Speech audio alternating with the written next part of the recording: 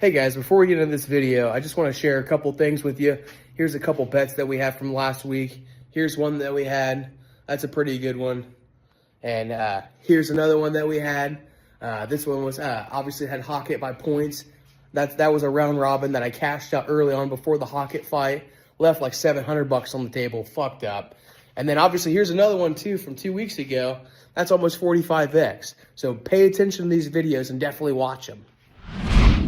What's up, y'all? Welcome back to the Us vs. Them MMA channel. I'm your host, Vince, and I'm really excited to be here. I'm sorry about that little break that we had. I coach wrestling and shit, so it got to be too much. And there wasn't any UFC in most of the time anyway, so we're never going to take a break again. That's never going to happen again. This channel's moving full steam ahead, so every time we have a UFC card, we're going to be doing breakdowns of fights from here moving forward. So I'm really excited to bring you guys the UFC fight night we have this weekend. UFC Winnipeg. Honestly, the card fucking stings.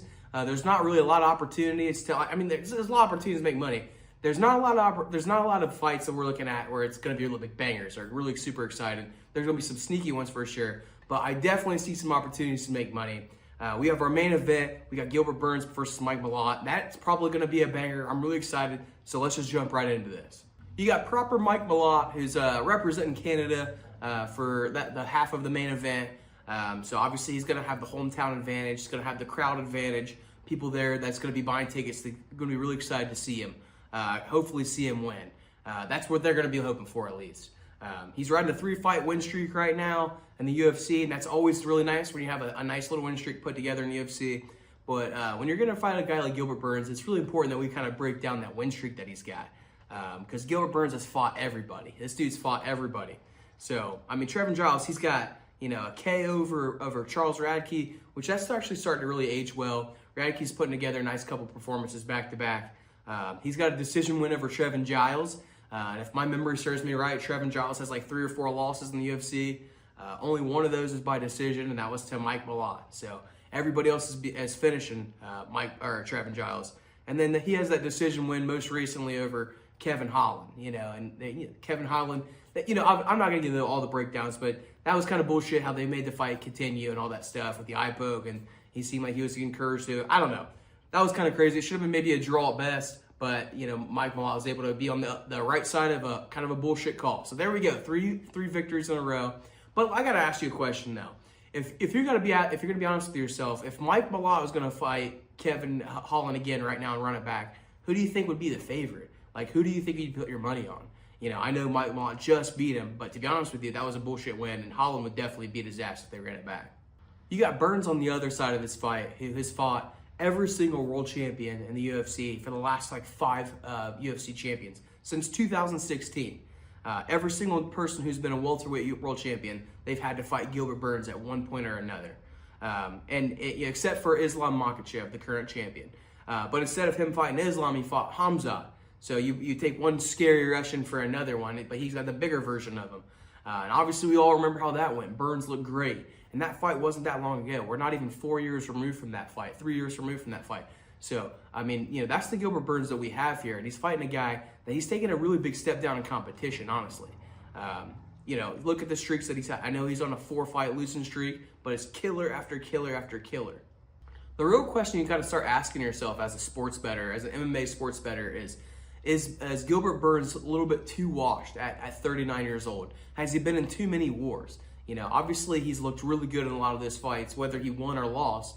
But that damage starts to add up, starts to wear on itself.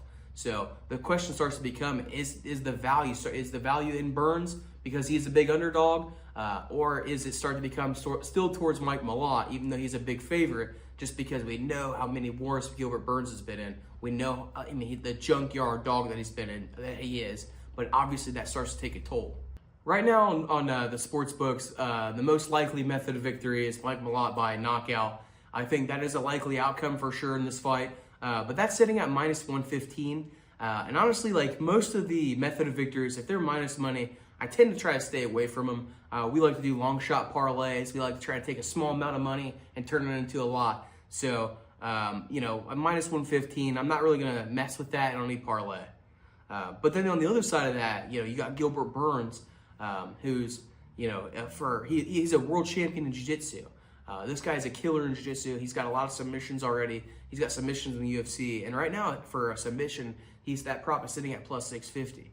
Again, the reason for this channel is we do long shots, but we do them intelligently. We do them try to do as far as we can. So Gilbert Burns at plus 650 for submission, that's definitely got me really interested. Another important thing to know is obviously Gilbert Burns is at the twilight of his career. He's 39. But the last thing that fades for fighters is their power. So he could be looking at leaning on his striking, which he already has big power. He might be leaning on that big power to be able to catch Mike Malott at some point in this fight and knock him out, or he can get a ground and pound knockout. That prop is sitting at plus 800 for a knockout. And another prop that I really like is Gilbert Burns by KO or submission. That's sitting at plus 360. Really, really good value for a double, what do they call it? Double outcome or whatever it's called. But I really, really do like that. That's all I got for you guys in this breakdown. I'm really excited for this main event. It should be a pretty good fight.